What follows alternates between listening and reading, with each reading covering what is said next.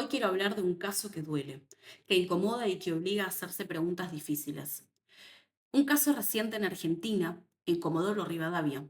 El caso de Ángel, un niño de tan solo 4 años que murió en un contexto donde el Estado ya estaba interviniendo.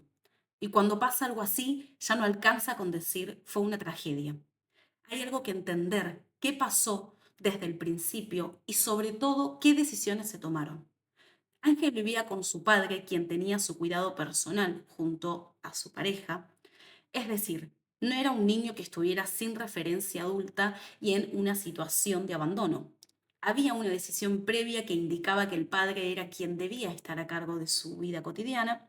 Sin embargo, como sucede en muchos casos de familia, existían conflictos entre los progenitores, tensiones, denuncias y una dinámica que llevó a que el caso llegara a la justicia. En ese contexto comenzó a evaluarse la posibilidad de una revinculación con la madre. Y acá es donde hay que detenerse. Porque cuando hablamos de revinculación, no hablamos de algo automático ni de una simple tramitación. Hablamos de decisiones que impactan directamente en la vida emocional, psicológica y física de un niño. No es un formulario, no es una formalidad, es una intervención profunda en su vida. La justicia, con intervención de equipos técnicos, entre ellos profesionales de la psicología, avanzó en esa línea. Se analizaron informes, evaluaciones y finalmente se tomó la decisión de reanudar ese vínculo materno. En teoría, este tipo de decisiones se toman bajo un principio rector, el interés superior del niño. En Argentina esto no es opcional. Está establecido en la Convención sobre los Derechos del Niño y en la Ley 26.061. ¿Qué significa esto? Que cada decisión que involucra a un niño debe priorizar su bienestar real, concreto y actual. No el ideal, no el teórico, no el que debería ser. El bienestar efectivo de ese niño en esa situación en particular. Ahora bien, el problema aparece cuando ese principio queda en el discurso, pero no se traduce concretamente en la práctica. Porque en este caso, el resultado fue trágico. Ángel murió. Y no murió en un contexto donde el Estado no sabía lo que pasaba.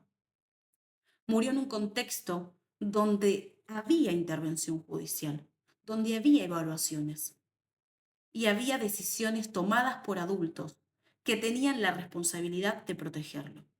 Entonces la pregunta es inevitable. ¿Qué falló? ¿Fallaron las evaluaciones profesionales? ¿Se subestimaron los riesgos? ¿O se priorizó una idea abstracta de vínculo por sobre la realidad concreta del niño? Cuando el sistema judicial interviene en la vida de una familia, lo hace con una responsabilidad enorme, porque no se trata solo de resolver conflictos entre adultos, se trata de proteger a quienes están en una situación de mayor vulnerabilidad, los niños. Y acá hay algo importante. No todo vínculo biológico debe sostenerse a cualquier costo. Esto es clave entenderlo, porque durante mucho tiempo, y todavía hoy en estos espacios, existe una idea casi automática de que el vínculo de ambos progenitores siempre debe preservarse o reconstruirse. Pero esa idea, si no está acompañada de una evaluación seria de las condiciones reales, puede volverse peligrosa en este caso. Revincular no puede ser un objetivo en sí mismo, no puede ser una meta que se cumple porque corresponde. Tiene que ser una decisión segura, tiene que ser progresiva y sobre todo tiene que ser adecuada para ese niño particular, porque cada caso es distinto, cada historia es distinta y cada niño necesita algo diferente. Cuando se pierde de vista esto, cuando se aplican criterios generales sin bajar a la realidad concreta, es cuando aparecen los riesgos. Y en el peor de los casos, como en este, las consecuencias son irreversibles. No estamos hablando de un expediente más, estamos hablando de una vida. Y entonces aparece otra cuestión que es incómoda, pero necesaria.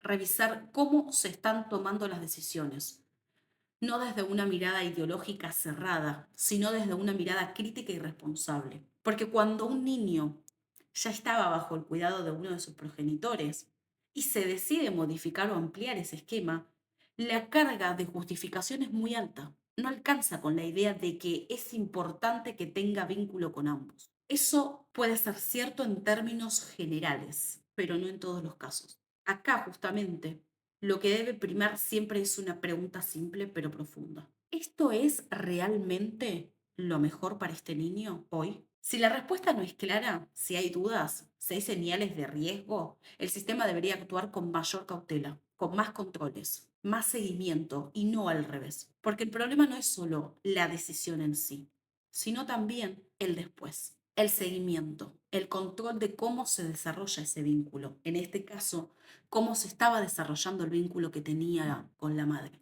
En muchos casos las decisiones judiciales se toman y luego el acompañamiento no es suficiente.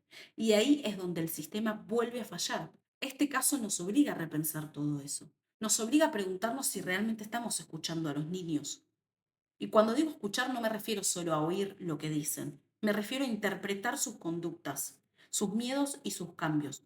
Porque muchas veces los niños no pueden expresar con palabras lo que les pasa, pero lo demuestran de otras formas. Y el sistema, jueces, psicólogos, equipos técnicos, tienen la obligación de poder leer eso. Entonces, el verdadero desafío es ese, equilibrar derechos, pero siempre priorizando la protección. Y cuando ese equilibrio falla, cuando la protección queda en segundo plano, es cuando pasan estas cosas. Por eso este caso no puede quedar solo en una noticia más, no puede perderse en el tiempo. Tiene que servir para revisar prácticas, para exigir mejores intervenciones, para cuestionar decisiones cuando es necesario. Porque si no se revisa, se repite. Ángel tenía 4 años, no tenía herramientas para defenderse solo. Dependía completamente de los adultos y del sistema que debía protegerlo. Y ese sistema no llegó a tiempo. Entonces, más allá de las responsabilidades individuales que puede determinarse, hay una responsabilidad estructural que no se puede ignorar.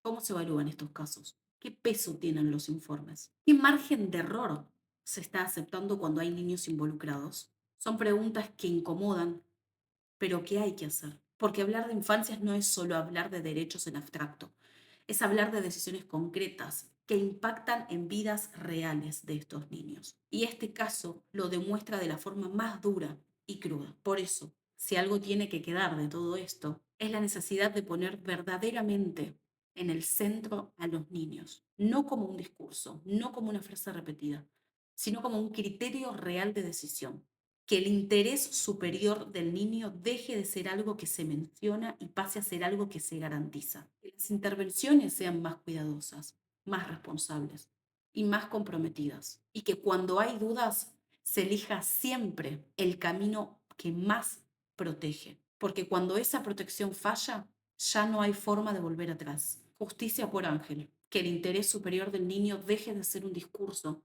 y sea una realidad.